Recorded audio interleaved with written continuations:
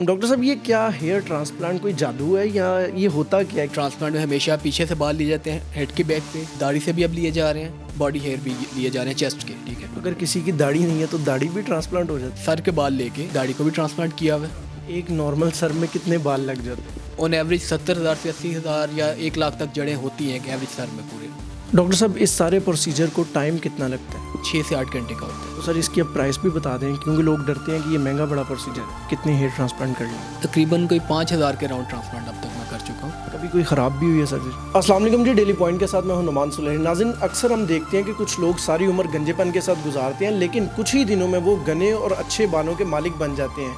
ये जादू उनके साथ किस तरह हो जाता है? बेसिकली जब उनसे पूछते हैं तो वो कहते हैं कि हमने हेयर ट्रांसप्लांट करवाया है। ये हेयर ट्रांसप्लांट क्या चीज़ है, किस तरह होता है, कितने में होता है, करता कौन है, ये इन्फॉर्मेशन वो नहीं देते। बहरहाल वो इन्फॉर्मेशन आज हम आपको देंगे। मेरे साथ डॉक्टर बुरहान अशरफ मौजूद है, जो कि हेयर ट्रांसप्लांट सर्जन है। इनसे जानते हैं ये हेयर ट्रांसप्लांट कब से कर रहे हैं और ये सारा प्रोसीजर क्या है। अस्सलाम वालेकुम जी, वालेकुम सलाम। डॉक्टर साहब, कैसे मिजाज है? ठीक है, अल्लाह का शुक्र, आप ठीक हैं? करम। डॉक्टर साहब, ये क्या हेयर ट्रांसप्लांट कोई जादू है या ये होता क्या है? क्योंकि जिसके भी बाल हम देखते हैं सारी उम्र वो गंजेपन में गुजारता है, अचानक बालों का मालिक पूछें तो हेयर ट्रांसप्लांट करवाया है। ये चीज़ क्या है? अच्छा, ये जादू नहीं है, एक प्रॉपर साइंटिफिक प्रोसीजर है। जैसे डिफरेंट मेडिकल साइंस ने प्रोग्रेस की, आपका डिफरेंट टेक्नोलॉजी आई है। हेयर ट्रांसप्लांट भी एक ऐसी टेक्नोलॉजी है जो कि पिछले 40-50 साल से सारी दुनिया में बहुत ज़्यादा फ्रीक्वेंट हो रहा है। जब भी कोई हेयर ट्रांसप्लांट है, इसमें हम हेड के बैक से आपके बाल लेते हैं और फ्रंट पे उनको लगाते हैं। ये एक बेसिक बड़ा सिंपल कंसेप्ट है, एक ले मैन के समझने के लिए, एक आम आदमी के समझने के लिए। एक प्रॉपर फील्ड है, मेडिकल फील्ड है, जो कि क्वालिफाइड बंदे से करवाना चाहिए हमेशा आपको। क्वालिफाइड बंदे से याद आया कि मैंने अक्सर वो दाता दरबार वाली साइड पे देखा, बाहर लोगों ने लिख के लगाया हो कि हमारे पास आए और हेयर ट्रांसप्लांट करवाएं, नए बाल लगवाएं। तो ये क्या वो लोग भी सही कर रहे हैं? देखें, वही बात कि क्वालिफाइड का लफ्ज़ मैंने इसलिए यूज़ किया कि जब भी आप हेयर ट्रांसप्लांट करवाएं, देखें कि वो जो डॉक्टर है आपका, वो हेयर ट्रांसप्लांट सर्जन है, डर्मेटोलॉजिस्ट है, प्लास्टिक सर्जन है, जो इस तरह के हैं, क्वैक्स हैं।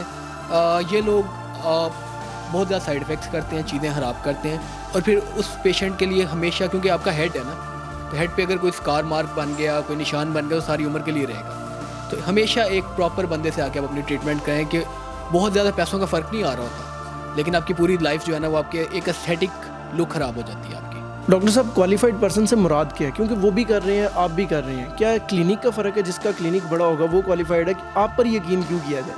अच्छा, क्लिनिक के बड़े छोटे होने से क्वालिफ़िकेशन का कोई नहीं रिलेटेड है उससे।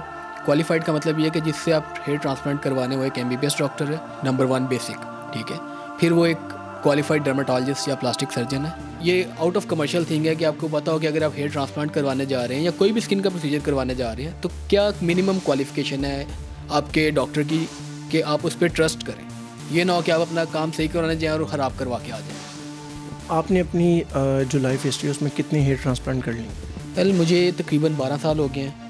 मैं अब बहुत बड़े इदारों में ट्रांसप्लांट करता रहा हूँ। अब अपने क्लिनिक में ट्रांसप्लांट कर रहा हूँ। तकरीबन कोई 5,000 के राउंड ट्रांसप्लांट अब तक मैं कर चुका हूँ और अल्लाह का शुक्र है अभी भी सर्जरी चल रही है और बेहतरीन रिजल्ट्स आ रहे हैं। कभी कोई ख़राब भी हुई है सर्जरी? देखें, जब भी आप कोई मेडिकल प्रोसीजर करेंगे, हमेशा चांसेस होते हैं उसमें साइड इफ़ेक्ट आ सकते हैं। मैं अब बहुत ओपन ये बात करता हूँ कि कोई झूठा दावा नहीं है कि जी मैं कोई बहुत ही कोई सुपर हिट किस्म की चीज़ हूँ या ऐसा नहीं है। हमेशा जब आपके पास कोई साइड इफ़ेक्ट आए या आप कोई प्रोसीजर कर रहे हैं, आप अगर क्वालिफाइड हैं तो आप साइड इफ़ेक्ट को कंट्रोल कर सकते हैं। अल्लाह का शुक्र है कि इन 5,000 सर्जरीज या जितने भी हमारे पास नंबर्स हैं, उसमें हमने कभी भी कोई भी मेजर इशू नहीं आया। छोटा मोटा इशू हो सकता है, कुछ किसी जगह पे कोई पॉइंट पे बालों की ग्रोथ ना हुई या कोई थोड़ा बहुत दाना बन गया सर पे, या मतलब ये सारी ऐसी चीज़ें हैं जो कंट्रोल हो सकती हैं और वो इसीलिए हम उसको कंट्रोल कर सकते हैं कि हमने एक प्रॉपर उसका जो फील्ड है उसको प्रॉपर अपनाया हुआ है, उसको प्रॉपर उसमें पोस्ट ग्रेजुएशन की, उसमें स्टडी किया, एक्सपीरियंस हुआ, ये सारी चीज़ें इसके साथ आते हैं। डॉक्टर साहब, जानना ये चाहूँगा कि ये जो हेयर ट्रांसप्लांट होता है, लोग यहाँ से गंजे हो जाते हैं, बैक साइड पे बाल होते हैं, वहाँ से काट के तो इधर लगा दिए जाते हैं, ये कट किस तरह होते हैं बाल? देखें जी, बेसिक कंसेप्ट तो आपने बता दिया है कि ट्रांसप्लांट में हमेशा पीछे से बाल लिए जाते हैं, हेड के बैक से, दाढ़ी से भी अब लिए जा रहे हैं, बॉडी हेयर भी लिए जा रहे हैं चेस्ट के, ठीक है। निकालने का तरीके 2 तरह के, या तो आप एक फॉलिकल करके निकालते हैं जिसे FUE कहते हैं, या आप स्ट्रिप निकालते हैं जिसे FUT कहते हैं। कुछ लोग कहते हैं FUT पुराना है, FUE नया है। मेरे ख्याल से दोनों प्रोसीजर साइड बाय साइड चलते आ रहे हैं और ये एक ऐसी बहस है जिसमें हम नहीं कह सकते नया कौन सा है, पुराना कौन सा है। हाँ, अब जो नया है वो हाइब्रिड है।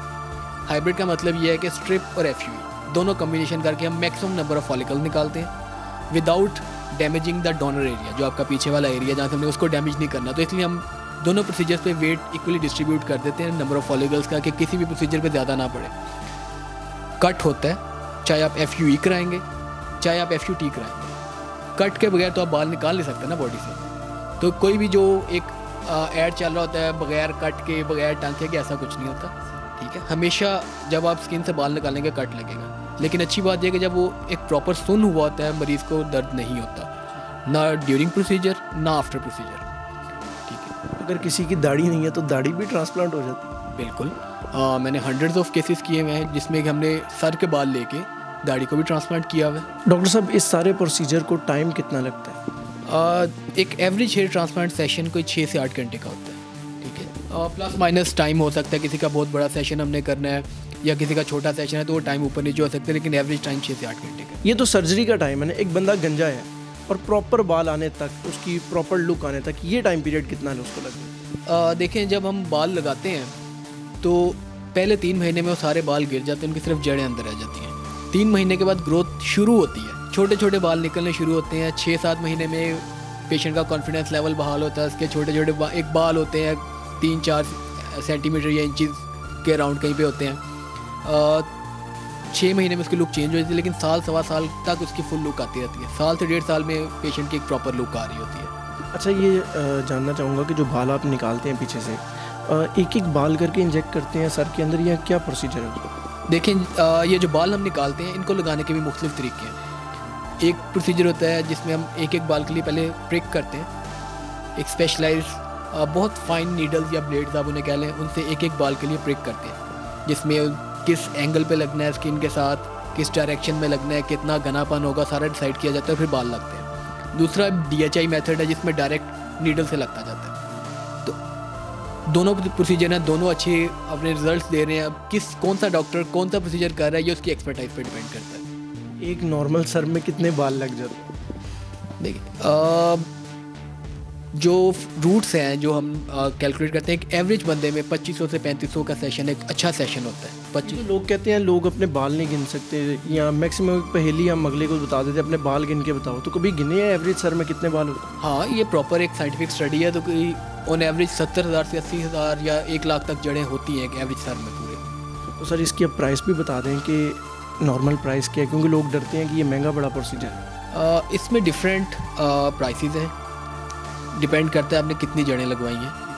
एक एवरेज सेशन जो स्टार्टिंग प्राइस है वो 60,000 के अराउंड कहीं पे स्टार्ट होता है, और फिर जितना नंबर ऑफ रूट्स पे डिपेंड करता है और सर्जन की एक्सपर्टाइज पे डिपेंड करता है कि आप कितने उसके चार्जेस हो सकते हैं। अच्छा, एक चीज़ कि जब हेयर ट्रांसप्लांट हमने करवा लिया, क्या उनकी ग्रोथ भी नॉर्मल बालों की तरह ही होगी? वो कटिंग वगैरह सब कुछ दोबारा से वही ज़िंदगी हमें मिल जाएगी? जी बिल्कुल बिल्कुल, आप उनकी कटिंग करवाएं, आप उनको बिल्कुल ट्रिम कराएं, ये आपके नेचुरल बालों की तरह ग्रो करेंगे, आपके अपने बाल हैं। अब हमारे पास जो यंग लड़के आ रहे हैं उनमें हेयर लॉस की, बाल गिरने की वजूहत में सबसे इंपॉर्टेंट है जीन्स, कि उनके जो अपने फैमिलियल एक पैटर्न है वो जल्दी आ रहा है। एक तो नेचुरल एक टेंडेंसी है, फिर हमारा जो एनवायरनमेंट है उस वजह से, फिर जो हमारी लाइफस्टाइल है सेडेंटरी के और फास्ट फूड का एक एलिमेंट है, तो ये सारी चीज़ें मिल के हेयर लॉस को जल्दी उम्र में लेके आ रही हैं। अब उसको कंट्रोल करने के लिए डिफरेंट मेथड्स हैं।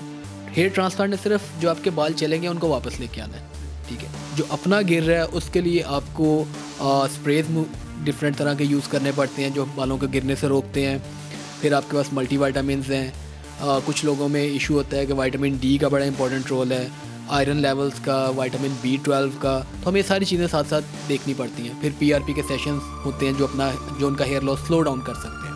तो ये सारी चीज़ें मिल के आपका डॉक्टर आपको बताता है कि आपके लिए क्या सूटेबल चीज़ें हैं। बहुत शुक्रिया नाज़रीन, हेयर ट्रांसप्लांट क्या चीज़ है, किस तरह होता है, तमाम जो तफसीलात हैं वो आप तक पहुँचाइए। आप क्या राय रखते हैं कमेंट सेक्शन में लाजमी बताइएगा। पाकिस्तान जिंदाबाद।